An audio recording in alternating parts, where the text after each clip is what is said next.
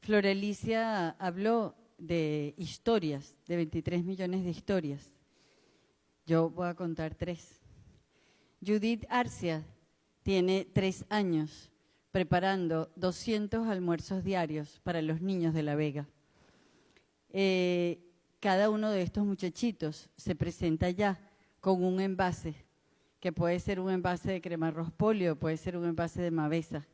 Y Judith los reconoce. Y entonces ella dice, a Julián no le pongan remolacha, que no le gusta. Y a Julia, llévenle su envase para la parada, porque ella está saliendo para el hospital. Y ella empezó a hacer esto con la gente de Alimenta la Solidaridad, porque ella dijo, los niños de mi barrio no van a estar desnutridos, porque esto nunca había pasado en mi barrio. Y por eso los empezó a alimentar junto con otro grupo de mujeres y a esta ONG de Alimenta la Solidaridad. En Mérida había dejado de crecer el trigo. El trigo lo llevaron los españoles a Venezuela hace unos 300 años. Y se dejó de sembrar porque, bueno, llegaba la harina de trigo que se importaba y para qué se iban a poner en ese afán de estar sembrando. El trigo solamente se puede sembrar a partir de 2.000 metros de altura. Pues muchos de estos merideños que se habían ido a la ciudad buscando oportunidades de trabajo y que estaban viviendo en barrios, regresaron a los Andes, regresaron a su campo, regresaron sobre todo a los pueblos del sur que se habían quedado prácticamente abandonados y empezaron a sembrar el trigo de nuevo. Recuperaron las eras, que son estos sitios en donde el trigo se pisa para sacar el grano, y recuperaron también las piedras de moler, de trillar, que estaban abandonadas por ahí. Y ahora el trigo vuelve a bailar en los Andes venezolanos. ¿Y qué fue lo que les pasó? Que ya no podían comer arepas de trigo. Entonces empezaron a sembrar su propio trigo para tener sus arepas. Ricardo Freites trabajaba en las petroleras.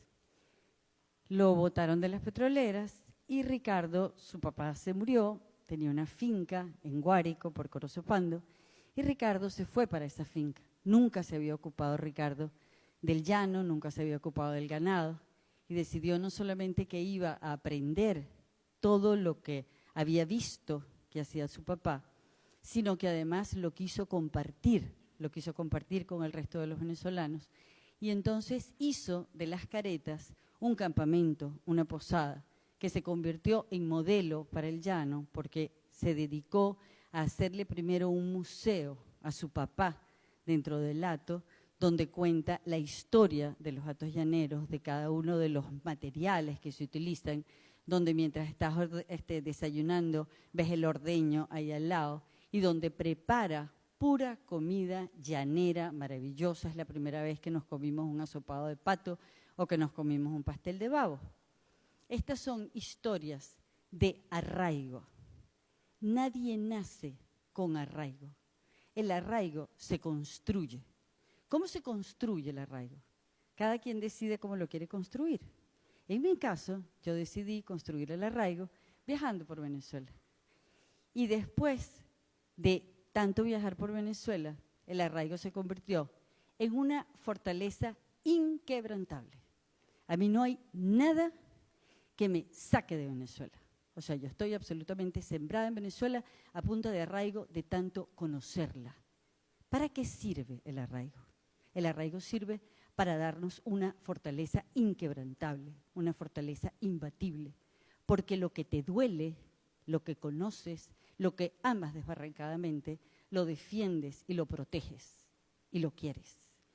Los venezolanos nunca habíamos sido particularmente así, pues, con sentido de arraigo. No fue eso nunca algo que nos hubiera caracterizado. Más bien, los venezolanos, por lo general, hablábamos de, es que en este país, como que si fuera un país que nos habían prestado por un rato para que viviéramos. Y resulta que cuando Venezuela se nos empieza a desdibujar y se empieza a desaparecer esa Venezuela que todos dábamos por hecho, empezó a aparecer un desbarrancado sentido de arraigo. ¿Qué le ha pasado a los venezolanos que seguimos en Venezuela? Que seguimos allá y nos damos cuenta que aquello que dábamos por hecho, que era visitar a los tíos, que a lo mejor muchos ya se fueron, que era hacer las hallacas en diciembre, que las hacíamos 30 y ahora quedamos 2 o 3, que salíamos de viaje de fin de semana y que ya no lo podemos hacer, que prendíamos la luz, cocinábamos con gas, teníamos agua y esas cosas ya tampoco ocurren. Nosotros ni siquiera es que queremos viajar a Nueva York, pero nos gustaría poder caminar por Sabana Grande. Nos gustaría poder ir al cine, nos gustaría poder salir de noche. Y ninguna de esas cosas ocurren, ninguna de esas cosas ya pueden ser. Entonces te das cuenta de que no vas a permitir que el país te lo arrebaten, de que no vas a dejar que todo eso por lo que has luchado a diario te lo quiten de repente. Y te vas dando cuenta que son las cosas más sencillas las que te están arrebatando. Entonces, allí funciona el arraigo, allí funciona la defensa, allí funciona la leona que defiende a sus hijos. Y tú dices, yo defiendo a mi país, yo lo defiendo de lo que sea, como sea y contra lo que sea. Y cuando estás en el apagón y cuando pasas 4 y 5 días sin luz, tú dices, a mí no me vengas, porque puede ser que no tenga luz y puede ser que no tenga agua, entonces me compro linternas, entonces me baño con un tobito, entonces salgo para la calle y ayudo a la gente que tenga al lado, pero de aquí no me muevo. Y hay una frase que es un poco ordinaria, pero que es la que yo tengo como un mantra, que es, no seas marico tú, chico. Porque yo...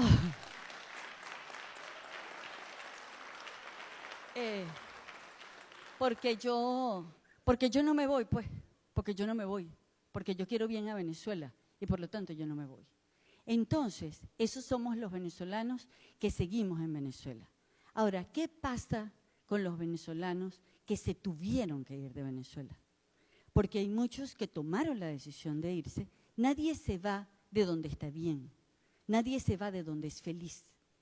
Se van porque ya no pueden más con eso, o porque los votaron, o porque los sacaron, o porque los exilaron, porque de otra manera la gente no se va. Entonces, esos venezolanos que están afuera, de repente empezaron a extrañar, se dieron cuenta que ese país en donde habían vivido, donde se habían criado, donde estaba su familia, donde estaban sus abuelos, también lo estaban perdiendo.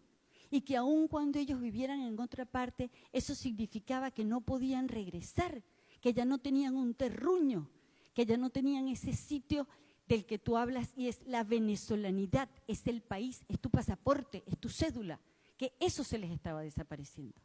Y empezaron a extrañar el queso. Y entonces apareció un venezolano en Nueva Zelanda que se ganó una cantidad de premios por los quesos venezolanos que hacía. Y empezaron a extrañar las arepas y empezaron a montarse areperas por el mundo entero. Y empezaron a extrañar los paisajes y entonces pidieron fotos de aquellos paisajes. Y el Ávila se les hizo imprescindible.